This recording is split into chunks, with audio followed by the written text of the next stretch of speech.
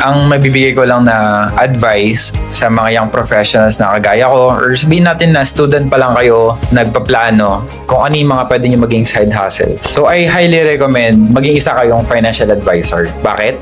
Kasi dito nyo matututunan lahat in terms of growth. Kasi dito hindi ko lang natutunan paano mag-handle ng finances, paano mag-add ng value to people. Dito ko natutunan mahalin yung sarili ko. Dito ko natutunan paano i-develop yung sarili ko, na makita ko yung mga lapses ko pagdating sa buhay. Nag-grow ako dito personally, spiritually. Dating thinking ko na ang insurance ay scam. Yung mindset ko pala yun, yung parang nakorap ako from my yung mga kinalakihan ko, yung mga belief, yung input sa akin habang lumalaki ako. So doon nagbago lahat yun ever since nung pumasok ako sa industry na to.